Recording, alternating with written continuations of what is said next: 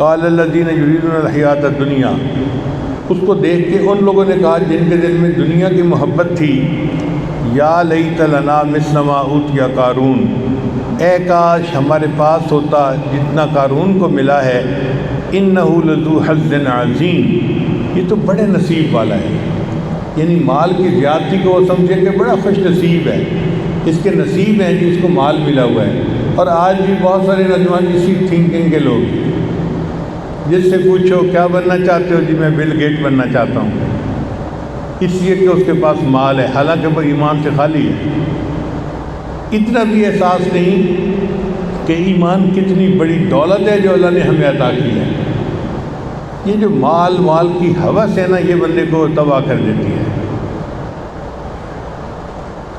جب دنیا دار لوگ کہہ رہے تھے کہ یہ کتنے نصیب والا ہے، ہمیں بھی ملتا جو قارون کو ملا، وقال الذین اوتوا العلم، اس وقت علماء ایسے تھے جو علم والے تھے، وہ تو سمجھتے تھے نا حقیقت کو، تو انہوں نے یہ کہا ویلکم، تم پر افسوس ہے، ثواب اللہ خیر لمن آمن وعمل صالحا، اللہ کا ثواب بہتر ہے اس کے لیے جو ایمان لایا اور نیک عمل کیے، ولا یلقاها الا الصابرون، اور وہ نصیب نہیں ہوتا سوائے صبر کرنے والوں کے۔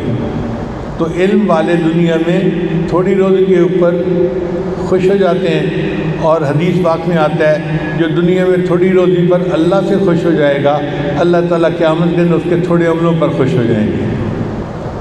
نبی علیہ السلام نے دعا مانگی، اللہم احینی مسکینہ و امتنی مسکینہ واحشرنی فی زمرۃ المساکین، اے اللہ مجھے مسکنت کی زندگی عطا فرما، مسکنت کی موت عطا فرما، قیامت کے دن مسکینوں کے ساتھ مجھے کھڑا فرما۔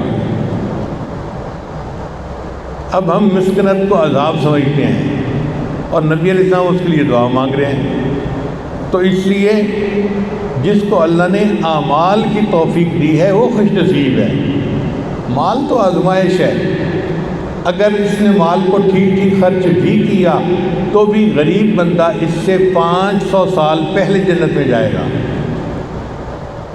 حدیث مبارکہ میں آتا ہے کہ میری امت کے جو غریب لوگ ہوں گے وہ امیروں سے 500 سال پہلے جنت میں جائیں گے، اور ایک دن 50,000 سال کے برابر ہوگا۔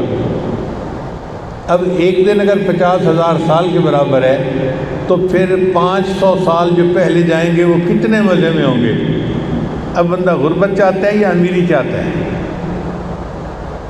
بس اتنا چاہے کہ اللہ ہمیں غیر کی محتاجی نہ ہو، ہم مقروض نہ رہیں، ہم پریشان نہ ہوں، بس ہمیں اتنا دے کہ ہم تیری عبادت میں لگے رہیں، اور ہم بڑے خزانے نہیں بنانا چاہتے، بینک بیلنس نہیں بنانا، ہم نے آپ کو راضی کرنا ہے۔